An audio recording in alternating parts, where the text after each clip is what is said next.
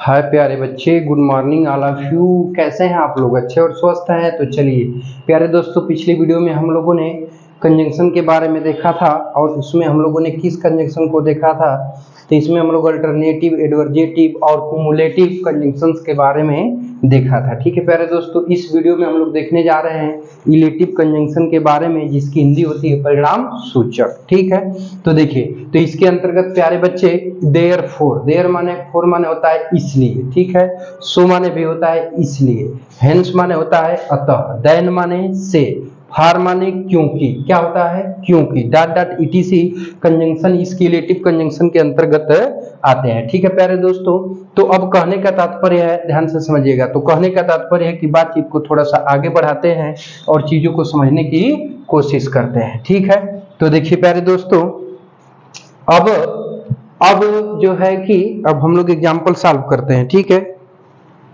तो देखिए पहला एग्जाम्पल है प्यारे दोस्तों कि आई कैन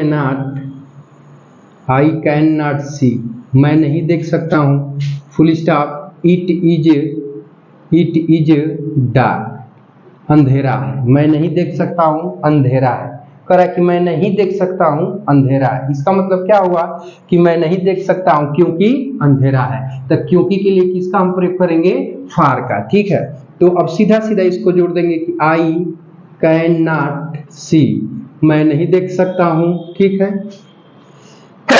फार क्योंकि इट इज डार्क, अंधेरा है, क्योंकि क्या है? अंधेरा है। अब बस यहाँ लगा लेंगे फुल स्टॉप। समझ में आई प्यारे बच्चे बातचीत? ठीक है, देखिए अगला एग्जाम्पल की तरफ चलते हैं।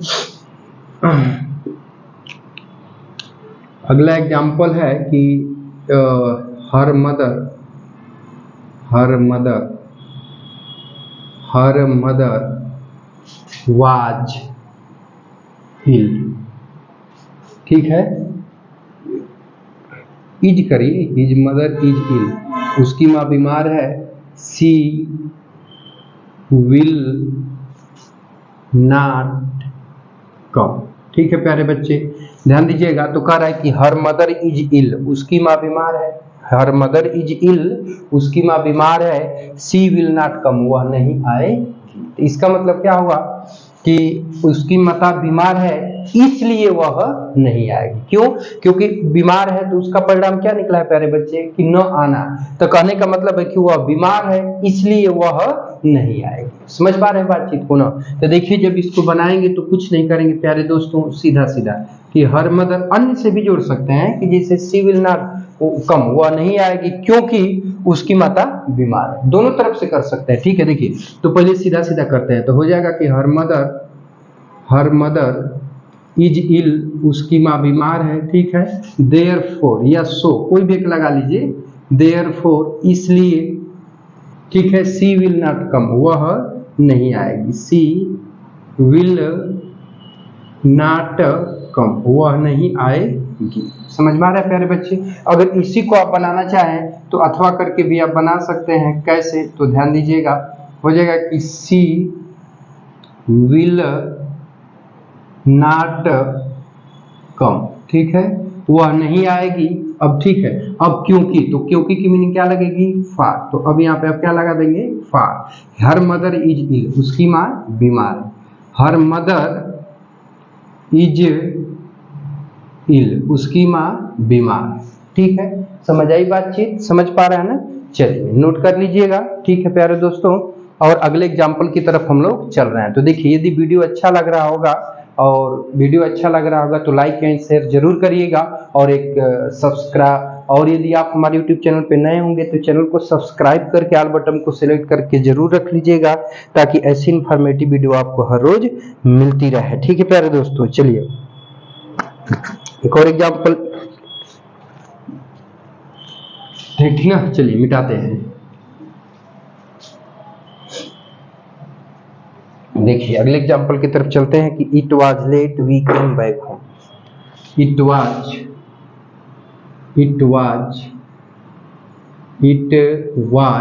लेट, मतलब कि विलंब हो गया था, ठीक है प्यारे बच्चों, we came back home, we came back home. देखिए अब ध्यान दीजिएगा, कह रहा है कि इट वाज लेट, विलंब हो गया था, वी केम बैक होम, हम घर वापस आ गए। ठीक है, हम घर वापस आ गए। तो इसको दो तरीके से कर सकते हैं, एक तो सीधा सीधा है कि लेट हो गया था, हम घर वापस आ गए, इसका मतलब कि लेट हो गया था इसलिए हम घर वापस आ गए। ठीक है, और दूसरा इसको पहले करिए कि हम घर वापस आ गए क्योंकि लेट हो गया था। ठीक है, तो आप देयरफॉर या सो या फिर फार दोनों का प्रयोग कर सकते हैं। ठीक है, तो देखिए अब थोड़ा सा ध्यान दीजिएगा, हम लोग दोनों रूल से ही बना लेते हैं। ठीक है प्यारे दोस्तों, तो बनाएंगे तो बनेगा कि इट वाज लेट, पहले सीधा सीधा बनाएंगे, इट वाज लेट मतलब कि देर हो चुकी थी। ठीक है, सो इसलिए we came back home, we came, ठीक है, बैक होम, हम घर वापस आ गए। ठीक है, या फिर इसको पहले भी आप लिख सकते हैं। ठीक है, कि वी केम बैक होम, हम घर वापस आ गए। ठीक है, क्योंकि इट वाज लेट, देर हो गई थी, तो क्योंकि के लिए क्या लगाएंगे, फार। तो अब यहाँ पे हो जाएगा फार इट वाज लेट, क्योंकि देर हो चुकी थी, इट वाज लेट, देर हो चुकी थी। समझ में आई प्यारे दोस्तों बातचीत? तो चलिए इतना नोट कर लीजिए, तो फिर बातचीत को हम लोग आगे की तरफ बढ़ाते हैं। ठीक है प्यारे बच्चों, एक और लिख दो, आप लोग बताएंगे। ठीक है, चलिए एक मैं लिखता हूं, आप लोग बताएंगे। ठीक है, तो है कि ही वर्कड हार्ड, वह कठिन परिश्रम किया, ही पास्ड, वह पास हो गया। ठीक है, चलिए बताइए फटाक से, हो गया? देखिए कह रहा है कि ही वर्कड हार्ड, उसने कठिन परिश्रम किया, ही पास्ड, वह पास हो गया। तो इसका मतलब क्या है कि कारण है। ठीक है, इसका एक परिणाम है। ठीक है, तो कठिन परिश्रम करने का फल क्या मिला, पास होना। तो सीधा सीधा कर देंगे कि ही वर्कड हार्ड। चलिए इसको आप लोग कमेंट बॉक्स में उत्तर करके इसका उत्तर आप लोग हमें बताएंगे। ठीक है प्यारे बच्चों, और नहीं आएगा तो इसको मैं आप लोग को खुद ही बता दूंगा। ठीक है प्यारे बच्चों, तो ध्यान दीजिएगा। तो प्यारे बच्चे, अब एक चीज कहने का तात्पर्य मेरा ये है प्यारे दोस्तों, कि आप लोग थोड़ा सा जो भी चैप्टर पढ़ते हैं, जो भी टॉपिक्स पढ़ते हैं, तो उस टॉपिक से रिलेटेड आप लोग अपने पास एक बुक रखिए। बुक के लिए आप एक्सेलेंट का कोई ग्रामर ले लीजिए, जैसे 12 में है तो 11-12 के लेवल पे एक्सेलेंट का ग्रामर बेस्ट आता है अदर बुक की अपेक्षा।